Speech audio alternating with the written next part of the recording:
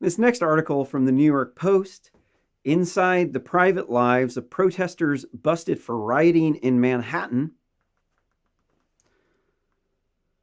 The so-called revolutionaries who were busted for rioting in New Africa Black Panther Party rally took a break from their yacht club lives and modeling careers to be part of the mayhem. The 7 comrades, including wealthy Upper East Sider Clara Crabrier, had their mugshots tweeted out by the NYPD earlier Wednesday after their arrest for smashing storefront windows in Flatiron District. Man, there's some hard to pronounce ones in this one, huh?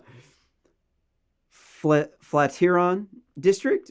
They were charged during a protest organized by the Panthers and the Revolutionary Abolitionist Movement, groups condemning the deaths of Daniel Prude, who was killed in the custody of the Rochester Police Department in March. Aside from Kraber, the redhead daughter of an architect and child psychologist with second home in Connecticut, five of the others arrested appear to also come from privileged backgrounds, leading one police source to call them the height of hypocrisy.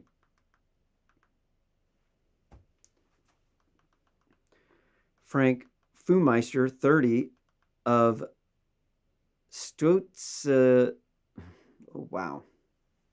This one's hard. Stuyvesant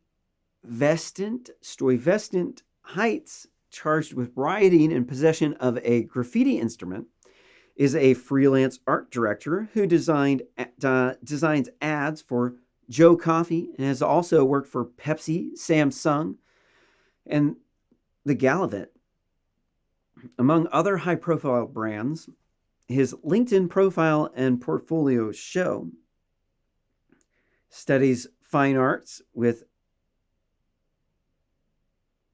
concentrations in photography at Florida State College in Jacksonville, according to his LinkedIn, and most recent address is stately home on Reed Island Drive in the city's Tony Beacon Hills and Harbor neighborhood. Public records show, I don't know what that means, the fancy neighborhoods probably. Calls to Furmeister went unreturned. Addie Stravich, 20, is a student at Sarah Lawrence College from Great Neck. Is that Louisiana, LI? According to police and her family, here's the misfits. Bunch of privileged white kids.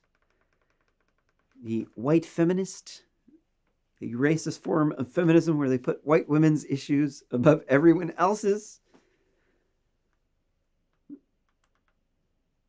The young activist lost her phone during the rowdy weekend riots, promptly called up her mother, who made arrangements to replace the cell phone right away, her mom told the Post. Quote, she hasn't been terribly in touch, but she's been off doing her own things. And quote said, Shrajovich's mom? Susan Jacobowitz, an English professor of Queensborough Community College. Quote, I keep thinking it was going to get a call from the hospital or she'd get arrested because it seems like they're just dangerous times right now, unquote. Jacobowitz, who did not know her mother was arrested, told the Post. Quote, at least she's not on Rikers, she said. Before joining the riots, Shragovich was an accomplished musician who spent time performing in local theater groups and Seacliff Yacht Club, according to Great Neck Records, which photographed her in a 2017 show. Woo! A lot of liberal arts in here. See, people just think that Democrats are smarter because they have a higher ratio of college grads. But then you start to look at the actual demographics, and 40% of Democrats are either black or Latino. And those are the two races with the lowest GPAs of all of the groups of people, and the ones with the lowest that throw off the Democrats. Because most black people who don't live in big cities don't get bad grades like that. But the people in the big cities get such bad grades that it just throws the statistics. So it makes black people are on the bottom, and Latinos are right above them. And then if you look at the income level, then whites are above them, and then Asians get the best grades. And then it's the same thing with our income levels. The income levels actually closely mimic your GPAs. And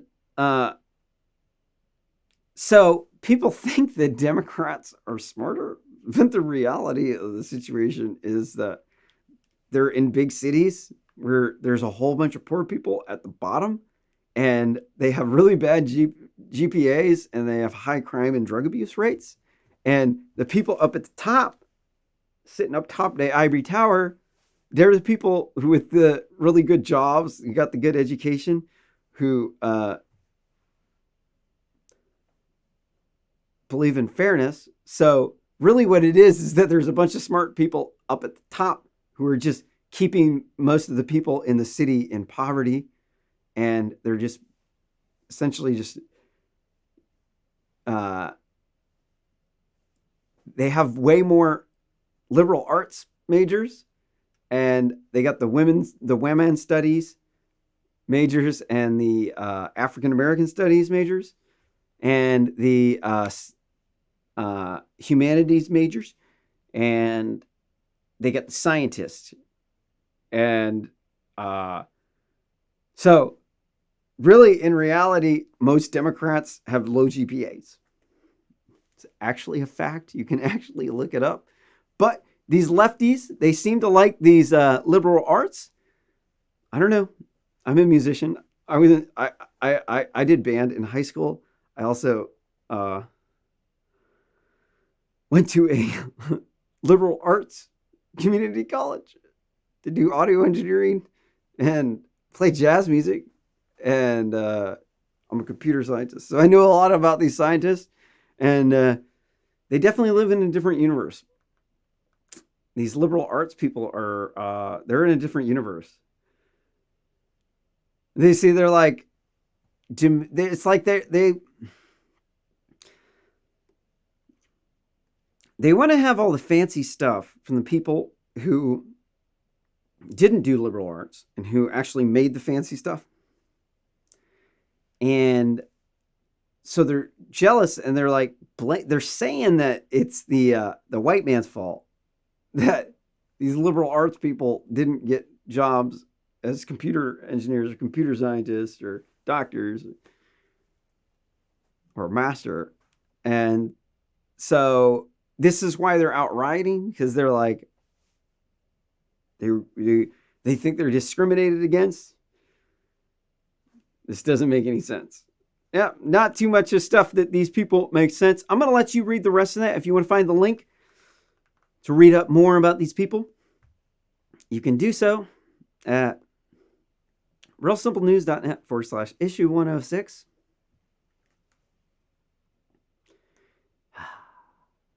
So close.